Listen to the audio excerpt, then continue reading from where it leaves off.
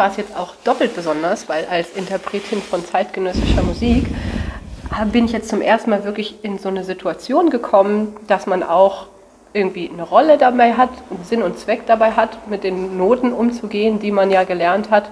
Jetzt habe ich da halt mit den Kolleginnen zusammen eine Geschichte erzählt. Wir hatten zuerst ein paar szenische Ideen, so ein paar Improvisationsideen und dann kamen irgendwie so die Stücke dazu. Also arbeitet man so üblicherweise oder ist es jetzt irgendwie zufällig so entstanden? Naja, also ich würde mal sagen, es gibt ja nicht die Methode.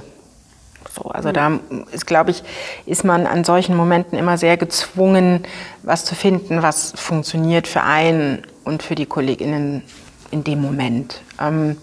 Ich kann da an der Stelle nur von mir sprechen. Zweck und Warum, ja. Und trotzdem heißt Zweck und Warum ja nicht, dass man unbedingt einen roten Faden generiert. Für mich sind theatrale Momente für diese Figuren, diese Menschen auf einer Bühne, für die muss man ein Warum finden.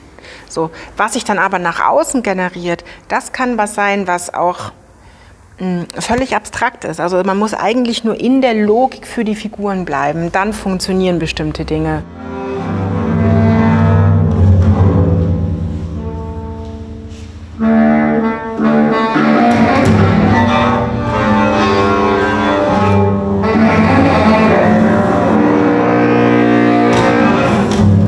Natürlich verselbstständigt sich es ab einem Moment, wenn man in einem bestimmten dynamischen Moment ist, in einem bestimmten musikalischen Moment.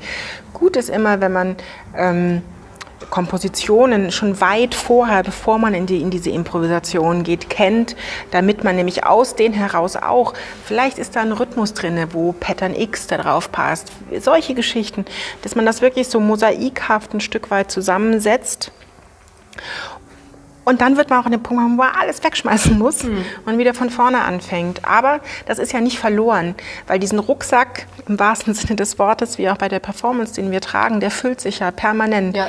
Und, genau.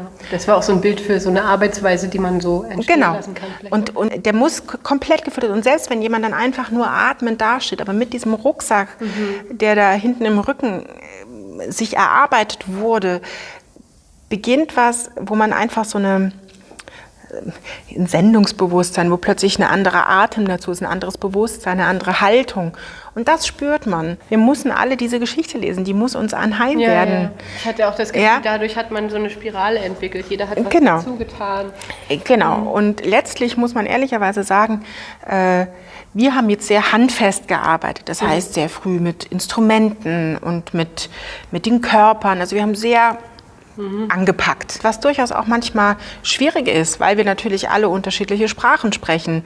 MusikerInnen sprechen anders als TänzerInnen, als RegisseurInnen, als KomponistInnen.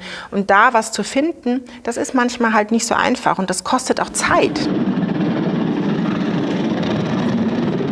Also das Thema war ja hochspannend und gerade für so ein Land wie NRW, sich mit dem Boden zu beschäftigen, auch mit dem Boden, wo man herkommt, wo man lebt und der Boden, der aber dann da heraus auch nochmal andere Aspekte und andere Anteile des Menschseins letztlich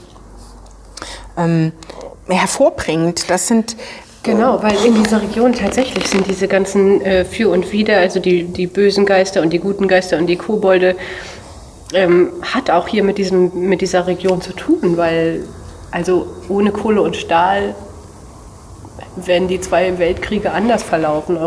Die ganze Weltpolitik wäre ganz anders weitergelaufen. Ne? Also ich habe da immer einerseits so eine unfassbare Ehrfurcht vor dieser Kraft, die da im Boden so eingeschlossen ist. Auf der anderen Seite sieht man ja doch, dass es das ist, was die Menschen draus machen, was dann eben zum Chaos oder zum Wohlstand oder zum Gegeneinander oder Miteinander führt.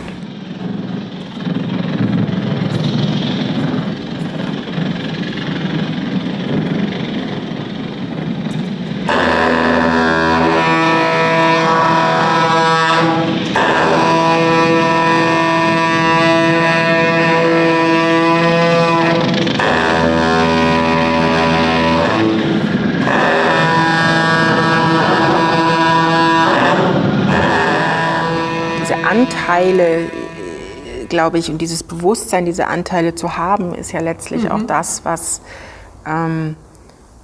wir beschrieben haben, auch mit dieser Performance ein Stück weit. Wollten, ja. Und aber was es macht ist, und das, glaube ich, finde ich die große Stärke, ist, einen Raum zu öffnen. Einen Raum zu öffnen, in dem das Gegenüber, was beim Eisessen laufend über den Lenauplatz plötzlich angehalten wird und wo plötzlich etwas, ein seltsamer Funke passiert. Und wenn da jemand nach Hause geht und vielleicht noch 10 Minuten irgendwie nachdenkt, haben wir schon viel gewonnen. Irgendwie haben die Leute mich immer gefragt, ob es jetzt eine Performance ist, weil wir sind ja Performer, musikalische oder tänzerische Performer. Aber so ganz sicher bin ich mir da nicht, weil für meine eigene Wahrnehmung ist das ganze Stück eigentlich eher Musiktheater. Also was du beschreibst, ich glaube schon auch, dass das Stück, was wir hier gebaut und entwickelt haben, eher im musiktheatralen Spektrum zu verorten ist und weniger im reinen Performance-Spektrum.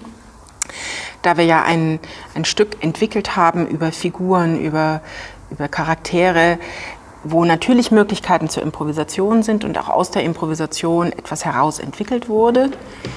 Aber irgendwann wir uns geeinigt haben, dass wir das fixieren und dass das ein Stück ist.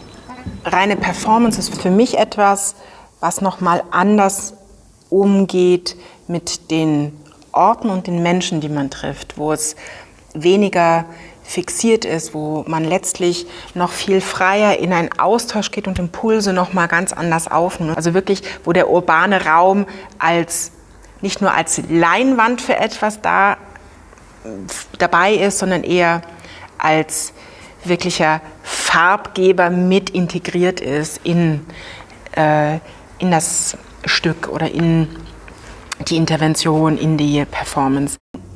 So wie wir gearbeitet haben, indem wir dieses Stück entwickelt haben und uns auch diese Charaktere vorgenommen haben, diese Geister, die ja in dieser Mythologie, in dieser Agricole beschrieben werden, ist es ja etwas, wir senden einen Impuls an die Zuschauer und hoffen, sie gehen damit. Die Idee von Theater. Genau. Und Performance ist eher, das würde ohne Publikum in sich überhaupt nicht funktionieren, vielleicht sogar so weit? Das würde ich nicht behaupten, aber weil auch da die Performance, allein an dem Ort, wo du es tust, nimmst du das Außen mit rein. Das heißt, du läufst an der Wand lang oder schmierst oder... Müssen nicht die Leute sein, die dabei sind. Genau, also es muss kein menschliches Miteinander sein. So von daher würde ich das wirklich eher im musiktheatralen Raum verorten.